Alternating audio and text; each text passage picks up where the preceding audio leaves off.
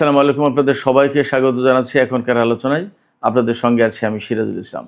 দর্শক, আমেরিকা যদি ইরানের উপরে পরমাণু বোমা হামলা চালায় তাহলে ইরান সারা বিশ্বে মার্কিন ঘাঁটিগুলো দখল করে নেবে, এমন ঘোষণা দিয়েছেন ইরানের একজন জেনারেল। তিনি আরও বলেছেন, ইসরায়েলে ইরানের পরমাণু বোমা হামলার কোনো লক্ষ্য নেই, তার কারণ ভিন্ন। এদিকে ইরানের সাথে আমেরিকার যে যুদ্ধ চলছে সেই যুদ্ধের ব্যাপারে পারস্য উপসাগরীয় অঞ্চলের অন্তত 5টি দেশ প্রকাশ্যে ক্ষোভ জানিয়েছে। তারা বলেছে ডোনাল্ড ট্রাম্প এই যুদ্ধ শুরু করেছে এবং এখন আরব এই দেশগুলোকে যুদ্ধের মূল্য দিতে হচ্ছে। শুধু তাই না, মধ্যপ্রাচ্যে মার্কিন ঘাঁটি থাকবে কি থাকবে না সে সমস্ত বিষয় নিয়েও এইসব আরব দেশ চিন্তা করছে। এদিকে ইরানের সাথে চলমান যুদ্ধ নিয়ে হোয়াইট হাউসে ব্যাপক মতপার্থক্য দেখা দিয়েছে। প্রকাশ্য দুটি গ্রুপ হয়েছে, সেখানে ডোনাল্ড ট্রাম্প পড়েছেন মাঝখানে। কি করবেন তিনি? এদিকে হরমুজ প্রণালীতে জাহাজ চলাচল এবং এই সংক্রান্ত যাবতীয় ব্যবস্থাপনার বিষয়ে ইরান এবং ওমান একটি চুক্তিতে পৌঁছেছে বলে খবরে বলা হচ্ছে। এই চুক্তি হলে পরিস্থিতি কি হতে যাচ্ছে? আরেকটি খবরের শিরোনাম আমি আপনাদেরকে জানিয়ে বিস্তারিত আলোচনায় চলে যাই। সেটি হচ্ছে, মার্কিন প্রেসিডেন্ট ডোনাল্ড ট্রাম্প গতকাল বলেছেন যে যুদ্ধে বিজয়ের পরপরই হরমুজ প্রণালী আমেরিকার অংশ বলে তিনি ঘোষণা করবেন। এই ব্যাপারে ইরানের একজন খুব প্রভাবশালী সংসদ সদস্য তিনি বলেছেন, হরমুজ প্রণালী দখলের চিন্তা বাদ দিয়ে আপনি নিজের নিরাপত্তা নিয়ে চিন্তা করুন। শেষ পর্যন্ত আবার আপনাকে না ক্যাটারিং ট্রাকে বা ফুড ট্রাকে লুকাতে না হয়। সুপ্রিয় দর্শক, এই যে বিষয়গুলো বললাম এর সাথে আরও বেশ কিছু বিষয় যোগ হবে আজকের আলোচনায়, এবং আমি এই বিষয়গুলো নিয়ে একেবারে বিস্তারিত আলোচনা করার চেষ্টা করব। আশা করি আপনারা শেষ পর্যন্ত সঙ্গে থাকবেন এবং ভিডিও ভালো লাগলে লাইক কমেন্ট শেয়ার করবেন এবং চ্যানেলটি সাবস্ক্রাইব করে সাথেই থাকবেন। দর্শক, চলুন বিস্তারিত আলোচনা করা যাক। প্রথমে যে খবরটি দিয়ে শুরু করেছিলাম আমি, সেখান থেকেই বিস্তারিত আলোচনা শুরু করতে চাই। ইরানের একজন জেনারেল, মেজর জেনারেল নাকদি, তিনি একটা সাক্ষাৎকারে বলেছেন, তাকে জিজ্ঞেস করা হয়েছিল যে আমেরিকা যদি ইরানের উপরে পরমাণু বোমা হামলা চালায় তাহলে ইরান কি করবে? তখন তিনি বলেছেন, সারা বিশ্বে আমেরিকার যত ঘাঁটি আছে সব ঘাঁটি দখল করে নেবে ইরান। জানি না এই বক্তব্যের ব্যাখ্যা কি, বিস্তারিত আসেনি, হয়তো আর একটু অপেক্ষা করলে এই বক্তব্যের বিস্তারিত জানা যাবে। তবে তিনি একই সাথে বলেছেন যে ইসরায়েলের উপরে ইরানের পরমাণু বোমা হামলার কোনো ইচ্ছে বা লক্ষ্য নেই। কারণ হিসেবে তিনি বলেছেন যে ইসরায়েল ফিলিস্তিনের সমস্ত সব কিছুর ভাগ্য নির্ধারিত হবে ফিলিস্তিনি জনগণের সংখ্যাগরিষ্ঠের ভোটে। তারা যেটা ভালো মনে করবে সেটাই হবে এবং সেটাই করা হবে। কারণ মূলত এই ভূখণ্ডে ফিলিস্তিনিরাই বসবাস করবে। তার মানে হচ্ছে জেনারেল নাকদি এখান থেকে পরিষ্কার ইঙ্গিত দিয়েছেন যে ইসরায়েলের পতন হবে এবং ইসরায়েল নামক কোনো রাষ্ট্র থাকবে না। যদি তাই না থাকে তাহলে সেখানে ফিলিস্তিনিদের বসবাসের প্রশ্ন আছে, এবং ফিলিস্তিনিরা যদি বসবাস সেখানে করতে চায় বা তাদেরকে বসবাসের উপযোগী ভূখণ্ড রাখতে হয় তাহলে পরমাণু বোমা হামলা চালালে তো হবে না। পরমাণু বোমা হামলা চালালে তো পুরো ভূখণ্ডটা একেবারে তেজস্ক্রিয়তায় ভরে যাবে। আমি বলছি না এর মানে যে ইরান পরমাণু বোমার অধিকারী হয়েছে বা পরমাণু বোমা হামলা চালাতে পারে। জেনারেল নাকদি যা বলেছেন তার বাংলা অর্থগুলো আমি আপনাদেরকে জানালাম। তবে একথাও তো ঠিক যে জেনারেল নাকদি যা বললেন তা থেকে তো একটা বিশেষ ইঙ্গিত পাওয়া যায় যে ইরান ইসরায়েলের উপর পরমাণু বোমা হামলা চালাবে না। কী কারণে সেই ব্যাখ্যা দিলেন তিনি। বাট যদি এই সমস্যা না থাকতো তাহলে তো চালাতো বোমা হামলা, ব্যাপারটা তো এরকম। তার মানে দাঁড়াচ্ছে কি, তার মানে কি ইরানের হাতে পরমাণু বোমা আছে? ব্যাপারটা তো এই প্রশ্ন আসে। দেখা যাক, আমরা অপেক্ষা করি কি ঘোষণা আসে, সময়ের ব্যবধানে ইরান কি বলে। অনেকেই তো বলে যে ইরানের হাতে পরমাণু বোমা যদি থাকতো তাহলে অনেক কিছুই ঘটতো না। এই কথার সত্য মিথ্যা ভিন্ন বিষয়। ইরান হয়তো একভাবে দেখে আর আমরা বাইরের থেকে আর একভাবে দেখি, তারাই ভালো জানে। দেখা যাক, সময় বলে দেবে ইরানের হাতে পরমাণু বোমা আছে কি নেই। ইরানের হাতে পরমাণু বোমা থাকলে কেউ হামলা চালাতো কি চালাতো না, সমস্ত সব কিছু সময়ের পরিক্রমায় পরিষ্কার হবে। তবে জেনারেল নাকভি যেটা বলেছেন যে ইরানের উপর যদি আমেরিকা পরমাণু বোমা হামলা চালায় তাহলে সারা বিশ্বের মার্কিন ঘাঁটিগুলো দখল করে নেবে ইরান। এটার ব্যাখ্যা আসলে পরিষ্কার না।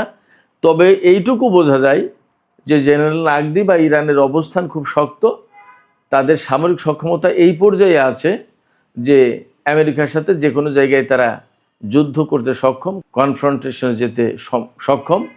এবং এখান থেকে হয়তো একথাও বেরিয়ে আসে যে বিশ্বের যে কোনো জায়গায় ইরান হামলা চালানোর সক্ষমতা রাখে। তার কথা থেকে এইটাই বেরিয়ে আসে। আমরা জানি না আসলে প্রকৃত অবস্থা কি, আর একটু সময় গেলে হয়তো বোঝা যাবে।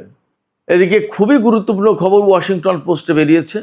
পারস্য উপসাগরীয় অঞ্চলের অন্তত 5টি দেশ, সৌদি আরব, কুয়েত, বাহরাইন, কাতার এবং সংযুক্ত আরব আমিরাত, এই 5টি দেশ বলছে যে ডোনাল্ড ট্রাম্প ইরানের বিরুদ্ধে যুদ্ধ শুরু করেছে এবং তাদের সাথে পর্যাপ্ত আলাপ পরামর্শ বা তাদেরকে পর্যাপ্ত খোঁজ খবর না দিয়ে এখন এই যুদ্ধের যে ক্ষয়ক্ষতি, মারাত্মক সংকট, মারাত্মক বিপদ, এইগুলো তাদেরকে ফেস করতে হচ্ছে এবং যুদ্ধের জন্য মূল্য দিতে হচ্ছে আরব এই দেশগুলোকে। এই কথা বলছেন এই 5টি দেশের নেতারা, ওয়াশিংটন পোস্টকে বলেছেন। এবং নাম প্রকাশে অনিচ্ছুক কয়েকজন আরব কর্মকর্তা ওয়াশিংটন পোস্টকে বলেছেন যে ডোনাল্ড ট্রাম্প ইরানের বিরুদ্ধে যে হামলা চালিয়েছেন বা যে যুদ্ধ শুরু করেছেন তাতে সবচেয়ে বেশি ক্ষতিগ্রস্ত হয়েছে আরব দেশগুলো। কারণ ইরান আমেরিকায় হামলা চালায়নি, হামলা চালিয়েছে এই সমস্ত আরব দেশে থাকা মার্কিন ঘাঁটিতে। এবং আলটিমেটলি তার জন্য ক্ষয়ক্ষতি হয়েছে এই সমস্ত দেশেরই। যার কারণে এখন আরব দেশগুলোর সাথে ডোনাল্ড ট্রাম্পের প্রশাসনের একটা আস্থার ঘাটতি সৃষ্টি হয়েছে। ওয়াশিংটন পোস্টেরই খবর। আরব দেশগুলো মনে করছে মার্কিন প্রশাসন এবং মার্কিন এই সমস্ত ঘাঁটি আরব দেশগুলোকে নিরাপদ করার চেয়ে বরং বিপদের মুখে ঠেলে দিয়েছে, বিপদগ্রস্ত করে তুলেছে, তাদের ক্ষয়ক্ষতিও অনিবার্য করে তুলেছে। এই জায়গা থেকেই তারা বিকল্প চিন্তা করছে। এবং বিকল্প চিন্তাটা কি? বিকল্প চিন্তা হচ্ছে এই যে মার্কিন ঘাঁটি রাখলে আরব দেশগুলো বিপদে পড়বে এবং মার্কিন ঘাঁটি যখন থাকছে তখন আলটিমেটলি যুদ্ধ হলেই ইরান এই সমস্ত ঘাঁটিকে টার্গেট করবে। শুধু যুদ্ধ না, যুদ্ধ ছাড়াও সম্ভবত ইরান এই সমস্ত ঘাঁটিকে টার্গেট করবে, কারণ ইরানের লক্ষ্য কিন্তু ভিন্ন। মধ্যপ্রাচ্য থেকে মার্কিন সামরিক বাহিনীকে তাড়িয়ে দেয়া।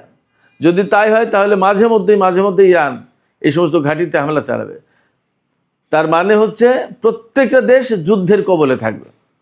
কারণ এক একটা ক্ষেপণাস্ত্র যখন বিস্ফোরিত হয়, ব্যালিস্টিক ক্ষেপণাস্ত্র, তখন আকাশ পাতাল প্রকম্পিত হয়, কাঁপতে থাকে। পরিস্থিতি এতটা খারাপ। আপনারা শুনেছেন না যে ইরানের ক্ষেপণাস্ত্র হামলার কারণে প্রায় 750 যে সেনা আহত হয়েছে, তাদের ভেতরে ম্যাক্সিমামই ব্রেইন ইনজুরিতে ভুগছে। তাদের ব্রেইন ইনজুরিতে পড়েছে কেন? ক্ষেপণাস্ত্রগুলো যখন বিস্ফোরিত হয় এত বিকট শব্দ হয় এবং এত মারাত্মক রকমের ভয়ার্থ পরিবেশ তৈরি হয়, এত কম্পন তৈরি হয়, মনে হয় যেন পৃথিবীটা ধ্বংস হয়ে যাবে। এই অবস্থায় তারা ট্রমাটাইজড হয়ে যায়, ব্রেনে ইনজুরির সৃষ্টি হয়। তো যখন একটা দেশে এরকম একের পর এক ক্ষেপণাস্ত্র, ড্রোন পড়তে থাকে, ছোট ছোট দেশ, বিশেষ করে বাহরাইন এবং কুয়েত, তাদের জনগণের অবস্থা এবং তাদের রাজা বাদশাদের অবস্থা কী হয়? কোনো জায়গায় তো নিরাপদ না। কোনটা যে কখন পড়বে তার তো কোনো নিশ্চয়তা নেই। এই জায়গা থেকে আরব দেশগুলো এখন আমেরিকার ঘাঁটিগুলো আর রাখতে চাইছে না। এবং সম্ভবত এই লক্ষ্য নিয়েই সৌদি আরব, পাকিস্তান এবং তুরস্ক জোট করেছে। হয়তো ধীরে ধীরে আরব দেশগুলোর সবাই এই জোটে যুক্ত হবে। সংযুক্ত আরব আমিরাত যুক্ত হবে কি না সেটা ভিন্ন বিষয়, কারণ তার ব্যাপারে তুরস্কের বক্তব্য হচ্ছে যে মিশর প্রায়োরিটি পাচ্ছে, বাট সংযুক্ত আরব আমিরাত না। দেখা যাক কি হয়। তবে মধ্যপ্রাচ্যে আমেরিকা এই যুদ্ধের কারণে তার অবস্থান নিজে হারিয়েছে খানিকটা, আর ইরানের হামলার কারণে তো একেবারেই পরিষ্কার। এজন্য সম্ভবত মধ্যপ্রাচ্য আমেরিকার জন্য আর নিরাপদ হচ্ছে না, নিরাপদ থাকছে না, এবং সম্ভবত মার্কিন সেনারা মধ্যপ্রাচ্যে থাকতে পারবে না। যদিও আমেরিকা বলছে এখন যে যুদ্ধটাই তাদের এখন চূড়ান্ত লক্ষ্য নয়, সরকার পরিবর্তন চূড়ান্ত লক্ষ্য নয়, পরমাণু কর্মসূচি চূড়ান্ত লক্ষ্য নয়, চূড়ান্ত লক্ষ্য এই মুহূর্তে হরমুজ প্রণালী খোলা। মানে কোথা থেকে কোথায় আস্তে আস্তে কি ধরেছে, অথচ এই হরমুজ প্রণালী কিন্তু উন্মুক্ত ছিল, যুদ্ধ করতেছে সেটা আটকে দিয়েছে। অদ্ভুত ব্যাপার। মারাত্মক রকমের ভিকটিম হয়ে গেছে আমেরিকা এই যুদ্ধ করতে এসে। তারা স্বপ্নেও কল্পনা করেনি যে ইরান তাদেরকে এইভাবে চেপে ধরবে এবং এই ধরনের কোণঠাসা করে ফেলবে এবং সারা বিশ্বের চোখের সামনে তাদেরকে এইভাবে অপমান অপদস্থ করবে। আমেরিকা চিন্তাও করেনি। বাট আমেরিকাকে এই ধরনের অপমান অপদস্থ হতে হলো অন্তত সামরিক দিক দিয়ে, এ কথাটা চূড়ান্তভাবে সত্য। এই যে অপমান অপদস্থ হলো এবং বিপর্যস্ত অবস্থার ভেতরে পড়েছে মধ্যপ্রাচ্যে, এই জায়গা থেকে এখন হোয়াইট হাউসের ভেতরে দুই রকমের গ্রুপ সৃষ্টি হয়েছে। ভাইস প্রেসিডেন্ট জেডি ভ্যান্স বলছে যে আর যুদ্ধ না, অনেক হয়েছে যুদ্ধ দিয়ে কিছু হবে না বা কিছু করা যায়নি, যা হয়েছে হয়েছে, এখন আমরা হরমুজ প্রণালী ওখানে নৌ অবরোধ ব্লকেট দিয়ে রাখি এবং ইরানের উপরে অর্থনৈতিক চাপ সৃষ্টি করতে হবে, নিষেধাজ্ঞা দিতে হবে, তাকে তেল যাতে বিক্রি করতে না পারে সেই ব্যবস্থা করতে হবে। এটা হলো ভাইস প্রেসিডেন্ট জেডি ভ্যান্সের বক্তব্য। আর যুদ্ধমন্ত্রী পিট হেগসেথের বক্তব্য যে না, ইরানের বিরুদ্ধে এখনও যুদ্ধই করতে হবে। আর মার্কো রুবিওর অবস্থান যুদ্ধের পক্ষেও আছে, আলোচনার পক্ষেও আছে। তার মানে মার্কো রুবিও বেসিক্যালি একটু যুদ্ধের পক্ষেই, আর ডোনাল্ড ট্রাম্প এই মাঝখানে কি করবে। তবে জেডি ভ্যান্সের মতোই তারও মতামত যে যুদ্ধ না করে এখন ওই ব্লকেট সৃষ্টি করা, ইরানের উপরে অর্থনৈতিক নিষেধাজ্ঞা আরোপ করা, তেল যাতে বিক্রি করতে না পারে সেই ব্যবস্থা করা, এইগুলো প্রাধান্য পাচ্ছে। কিন্তু এখানে আমি একটু বলি, আমেরিকা যদি ইরানের বিরুদ্ধে নিষেধাজ্ঞা দেয়, তেল বিক্রি যাতে করতে না পারে তার ব্যবস্থা করে, ব্লকেড দিয়ে রাখে হরমুজ প্রণালীতে, কিন্তু এগুলোতে কিছু করতে পারবে না। তো কারণ 47 বছর ধরেই তো আমেরিকা ইরানের উপরে হাজার হাজার নিষেধাজ্ঞা দিয়ে রেখেছে। শুধু নিষেধাজ্ঞাই দেয়নি, ইরানের ভিতরে যে সমস্ত তেল বিক্রি করেছে তার অনেক সম্পদ আটকে রেখেছে এবং তার তেলের উপর নিষেধাজ্ঞা তো দিয়ে রেখেছে। তাতে আটকাতে পেরেছে ইরানকে। আমি তো বারবার বলি যে ইরান যে আমেরিকা এবং ইসরায়েলের মতো দুটো শক্তির বিরুদ্ধে লড়াই করছে, এই লড়াইয়ের জন্য যে সমস্ত অস্ত্রপাতি সামরিক সরঞ্জাম লাগে এগুলো তো ইরানের বানানো বা ইরানকে কিনতে হয়েছে, কেউ তার বিনামূল্যে দেয়নি। তাহলে এগুলো বানাতে এবং কিনতে তো পয়সা লাগে, সেই পয়সাটা কোথা থেকে পেয়েছে? শুধু তাই না, মধ্যপ্রাচ্যের টোটাল যে যুদ্ধের পরিস্থিতি, যে যুদ্ধ চলছে, এর প্রত্যেকটা যুদ্ধের পেছনে ইরানের কোনো না কোনোভাবে ইনভলভমেন্ট আছে এবং তার পয়সা খরচ হচ্ছে। তাহলে অতএব নিষেধাজ্ঞা দিয়ে এগুলো দিয়ে আসলে কিছু করতে পারবে না। এর চূড়ান্ত সমাধান আমি ব্যক্তিগতভাবে মনে করি এই অঞ্চল থেকে আমেরিকাকে চলে যেতে হবে এবং ইরানের সাথে যুদ্ধ না করে একটা আপোষ সভা করে তাকে বিদায় নিতে হবে। এটা হচ্ছে এর একমাত্র সমাধান। এছাড়া মধ্যপ্রাচ্যে আমেরিকা থাকবে আর ইরানও থাকবে আর শান্তিপূর্ণ অবস্থান থাকবে, এটা হবে না, অসম্ভব। আর আমেরিকার উপস্থিতি থাকলে এখন ইরান কিন্তু পথ চিনে গেছে, কোনভাবে কিভাবে হামলা করতে হবে এবং সাহস, ওই যে সাহস বেড়ে যাওয়া বলে না, সাহস কিন্তু সে পেয়ে গেছে ইরান। আমেরিকার উপরে হামলা করে এখন 1-2 এর ব্যাপার ইরানের কাছে। সেক্ষেত্রে মার্কিন বাহিনী কোনোদিন মধ্যপ্রাচ্যে আর নিরাপদ থাকবে না। এই জায়গা থেকে যুদ্ধ না করে ওই অবরোধ আরোপ নিষেধাজ্ঞা এই সমস্ত বাদ দিয়ে নিরিবিলি নির্ঝঞ্ঝাট চলে যাওয়াই ভালো। আমেরিকার এই সময় ভাবা উচিত যে মধ্যপ্রাচ্যের নিরাপত্তা মধ্যপ্রাচ্যের দেশগুলোই বুঝুক, করুক। বিশেষ করে তুরস্ক এবং পাকিস্তানের সাথে যেহেতু আমেরিকার সম্পর্ক ভালো আছে, সৌদি আরব সবার সাথে ভালো আছে, তাদের মাধ্যমেই মেসেজ দিক আরব দেশগুলোকে যে ভাই জোট যখন করেছো ভালো কথা। ডোনাল্ড ট্রাম্পরাও আজকাল মাঝে মাঝে আলহামদুলিল্লাহ বলে, তো উনি আলহামদুলিল্লাহ বলতে পারেন যে আলহামদুলিল্লাহ আপনারা ভালোই করেছেন, জোট করেছেন, আমি আমার সেনা নিয়ে চলে গেলাম, আমাদের আর দরকার নেই এখানে থাকার, আপনারা আপনাদের নিজেদের নিরাপত্তা ব্যবস্থা নিজেরাই করেন। যদি এইভাবে বলে কয় তাহলে অনেক ভালো। তা না হলে মধ্যপ্রাচ্যে আমেরিকাকে আসলেই প্রতিদিন প্রতি মুহূর্তে অপমান অপদস্থ হতে হবে। মধ্যপ্রাচ্য কখনোই শান্তিতে থাকবে না। বিগত 47 বছর ধরে যে শান্তিটুকু ছিল এখন তাও থাকবে না। কারণ আমি আবারও বলছি, আমেরিকাকে কিভাবে ঘায়েল করতে হবে, আমেরিকার বিরুদ্ধে কিভাবে হামলা চালাতে হবে, সেই পথ ইরান চিনে গেছে। এবং দিন দিন মার্কিন বিরোধী অবস্থান ইরানের আরও বেশি শক্ত হবে এবং আঞ্চলিক প্রক্সি ফোর্সগুলো ক্রমেই ইরানকে কেন্দ্র করে আরও শক্তিশালী হবে। এদিকে হরমুজ প্রণালী কন্ট্রোল করা নিয়ে আমেরিকা এবং ইরানের ভেতরে যখন প্রচণ্ড রকমের প্রতিযোগিতা, তখন ওমানের সাথে ইরানের চুক্তি চূড়ান্ত হয়ে গেছে এমন খবর পাওয়া যাচ্ছে।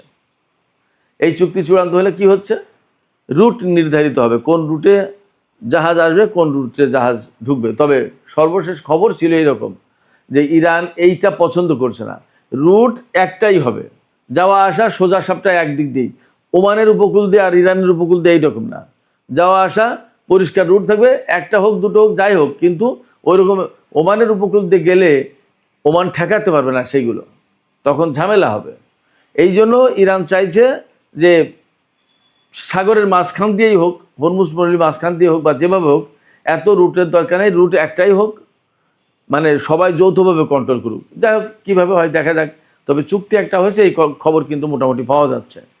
যখন চুক্তি হয়েছে তখন আমেরিকার প্রশ্ন কিন্তু আরও গৌণ হয়ে গেল, কথা বলা যায়। ডোনাল্ড ট্রাম্প কিন্তু কালকে বলেছিলেন যে ইরানের সাথে যুদ্ধে বিজয়ের পরপরই হরমুজ প্রণালী আমেরিকার অংশ, এটা ঘোষণা করা হবে, কিন্তু তা সম্ভবত আর হচ্ছে না। এদিকে ইরানের জাতীয় নিরাপত্তা এবং পররাষ্ট্রনীতি বিষয়ক সংসদীয় কমিটির প্রধান ইব্রাহিম আজিজি তিনি বলেছেন যে ডোনাল্ড ট্রাম্প হরমুজ প্রণালী কন্ট্রোলের কথা চিন্তা করেন, হরমুজ প্রণালী তাদের অংশ বানানোর চিন্তা করেন নেই তো। কিন্তু ডোনাল্ড ট্রাম্পকে নিজের নিরাপত্তার চিন্তা করাটা এই মুহূর্তে ভালো, হরমুজ নিয়ে মাথা ঘামানোর দরকার নেই, নিজের নিরাপত্তা নিয়ে চিন্তা করুক। কারণ হয়তো সময়ের পরিক্রমায় ডোনাল্ড ট্রাম্পকে আবার ফুড ট্রাকে লোকাতে হতে পারে। এই ফুড ট্রাকে লোকানোর কেন প্রশ্ন বলছেন তিনি, এই যে কয়েকদিন আগে তুরস্ক থেকে দেশে ফিরে যাওয়ার সময় ডোনাল্ড ট্রাম্প প্লেন বদলে একটা ক্যাটারিং ট্রাক, খাদ্যবাহী বিমান বদলে খাদ্যবাহী ট্রাক, তার ভেতরে উঠে আর একটা বিমানে উঠে অনেকটা পালিয়ে তুরস্ক থেকে আমেরিকার পথে রওনা হয়েছিলেন। এই কথা আমেরিকার গণমাধ্যমে পত্রপত্রিকায় প্রকাশ হয়েছে। সেই কথাকে উল্লেখ করে মূলত ইব্রাহিম আজিজি বললেন যে ডোনাল্ড ট্রাম্পকে হয়তো ফুড ট্রাকে লুকাতে হতে পারে, নিজের চিন্তা নিজে করেন, নিজের নিরাপত্তা নিজে দেখেন। এটা মূলত ডোনাল্ড ট্রাম্পকে এক ধরনের কটাক্ষ করা বা ব্যঙ্গ করা। সুপ্রিয় দর্শক, আর একটা বিষয় আলোচনা করে আমি এখনকার আলোচনা শেষ করব। সেটি হচ্ছে তুরস্ককে আমেরিকা ইউক্রেনে অস্ত্র সরবরাহ করার জন্য চাপ দিয়েছেন বা বলেছেন, বা যেভাবেই বলি না কেন আমরা, $28 কোটি অস্ত্র, এই অস্ত্রগুলো সরবরাহ করবে তুরস্ক। এই অস্ত্রের ভিতরে আর্মি ট্যাকটিক্যাল মিসাইল সিস্টেম যেটা, এগুলো তো থাকবে, এটা 70টা ক্ষেপণাস্ত্র থাকবে, এছাড়া আরও বিপুল পরিমাণে অস্ত্র, টোটাল দাম আসবে $28 কোটি। এই অস্ত্র তুরস্ক ইউক্রেনকে দেবে এবং এই ব্যাপারে মার্কিন প্রশাসন অনুমোদন দিচ্ছে তুরস্ককে। এই ব্যাপারে রাশিয়া হুঁশিয়ারি উচ্চারণ করেছে যে আমেরিকা এবং তুরস্ক যখন বলছে যে ইউক্রেন সংকটের সমাধানের জন্য তারা কাজ করছে, আর তখন এই দুই দেশ মিলে নতুন করে ইউক্রেনকে অস্ত্র দিচ্ছে, এটা একটা প্যান্ডোরার বাক্স খোলার মতো হচ্ছে। তুরস্ক এবং আমেরিকা যেন এই কাজটা না করে, বরং তাদের উচিত এই মুহূর্তে এই যুদ্ধের সমাপ্তি কী ঘটানো যায় সেই চেষ্টা করা। তা না করে যদি অস্ত্র দেয় এই দুই দেশ মিলে ইউক্রেনকে, তাহলে ওয়াশিংটন এবং আঙ্কারার উপরে যে আস্থা রাশিয়ার ছিল, সেই আস্থা নষ্ট হয়ে যাবে, সেই আস্থায় ঘাটতি সৃষ্টি হবে। এই বক্তব্যগুলো দিয়েছেন রাশিয়ার পররাষ্ট্র মন্ত্রণালয়ের মুখপাত্র মারিয়া জাখারোভা। তার মানে আমি সবসময় বলি যে এরদোগান আসলে কোন নীতি অনুসরণ করেন আমি জানি না, কিন্তু তার নীতিগুলো খুব যে লাকসই পছন্দ করার মতো তাও কিন্তু না। ইউক্রেনকে অস্ত্র দিচ্ছে রাশিয়ার বিরুদ্ধে, অথচ রাশিয়ার সাথে তুরস্কের অনেক সম্পর্ক। রাশিয়াই তাকে S-400 সরবরাহ করেছিল। যখন আমেরিকা তাকে F-35 বিমান দেয়নি, তখন রাশিয়া তুরস্ককে S-400 ক্ষেপণাস্ত্র প্রতিরক্ষা ব্যবস্থা দিয়েছিল। সেই জায়গায় তুরস্ক যদি এখন ইউক্রেনকে অস্ত্র সরবরাহ করে টাকার জন্য, তাহলে রাশিয়ার সাথে তার সম্পর্কটা কোথায় যায় এবং এই যুদ্ধের পরিস্থিতি কোথায় যায়, এগুলো ভাবার বিষয়। তুরস্ক আসলে আমি যা দেখলাম যে শুধুই নিজের পকেট ভরার চিন্তা করে। এই ধরনের নীতি বৈশ্বিক শান্তির জন্য মারাত্মক ক্ষতিকর। সুপ্রিয় দর্শক, এখনকার আলোচনা এখানে শেষ করতে চাই। শেষ করার আগে আপনাদের মতামত জানতে চাই, আপনারা কি ভাবছেন? আরব দেশগুলো যে বলছে এই যুদ্ধের জন্য তাদেরকে অনেক বেশি মূল্য দিতে হচ্ছে এবং তারা আমেরিকার উপর আর আস্থা রাখতে পারছে না এবং তারা ক্ষুব্ধ, এখন মার্কিন ঘাঁটিগুলো সরিয়ে নিতে হবে এইরকম বিষয় বিবেচনা করছে। আসলে আরব দেশগুলো কি শক্তভাবে আমেরিকাকে বলতে পারবে যে আপনাদের ঘাঁটি আপনারা সরিয়ে নিন? আপনাদের কি মনে হয়? আপনাদের মতামত জানিয়ে কমেন্টে লিখুন। আর ভিডিও ভালো লাগলে লাইক, কমেন্ট, শেয়ার করবেন এবং চ্যানেলটি সাবস্ক্রাইব করে সাথে থাকবেন।